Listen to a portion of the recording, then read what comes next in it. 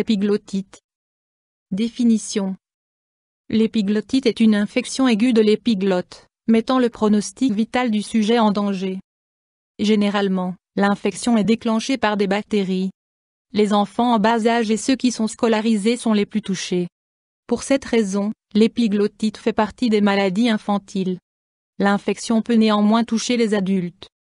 Les principaux symptômes sont une fièvre soudaine et augmentant fortement, des douleurs intenses à la déglutition et parfois une détresse respiratoire. En raison du gonflement important de l'épiglotte et du larynx, la trachée est comprimée. La voix est alors étouffée et la respiration bruyante. La maladie évolue très rapidement et constitue une urgence absolue car elle peut provoquer des accès d'étouffement.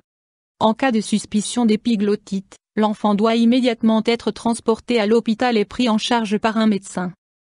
Traité à temps, l'infection guérit sans complications. Mais en cas de traitement tardif, l'épiglottite peut conduire au décès du patient. Une vaccination préventive contre l'Haemophilus influenza de type B, HIB, est possible. Cause. L'infection est causée par la bactérie Haemophilus influenza de type B, également responsable de méningite chez les jeunes enfants, ainsi que de bronchite et de pneumonie. Dans la plupart des cas, l'épiglottite ne résulte pas d'une maladie sous-jacente. Plus rarement, des infections de la région rhinopharyngée sont à l'origine d'une épiglottite.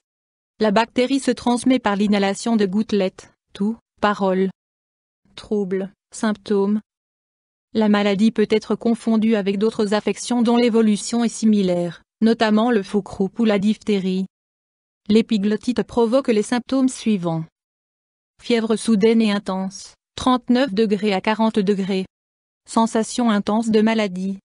Maux de gorge sévères soudains. Respiration sifflante, bruyante. Production importante de salive, ne pouvant plus être déglutie.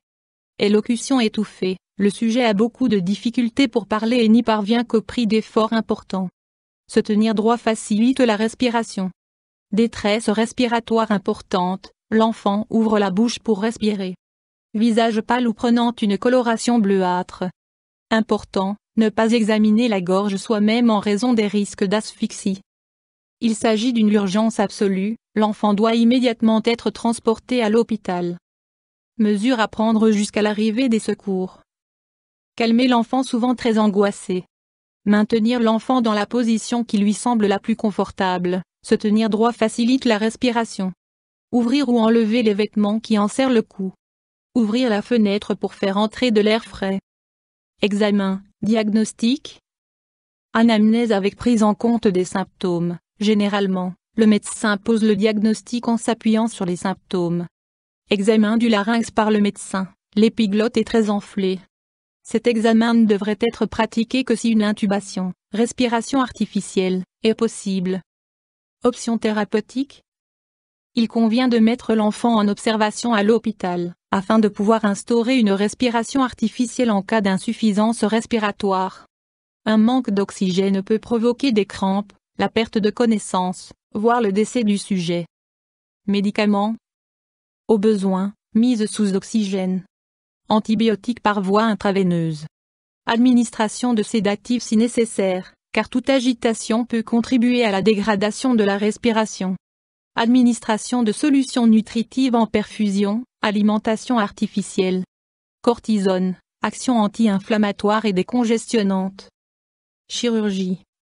Lors d'un accès d'étouffement, une trachéotomie, incision de la trachée, ou une coniotomie, incision du larynx, peut s'avérer nécessaire. Complications possibles. Traité à temps, la maladie a une évolution favorable. Le taux de mortalité s'élève à 10-20% environ. Il est dû à un diagnostic et à une instauration du traitement tardif. Mesures préventives. La vaccination contre les infections à Haemophilus influenza de type B, HIB, peut prévenir la survenue d'une épiglottite. Il est recommandé de la pratiquer dans les 3 premiers mois. YouTube Dr Alabé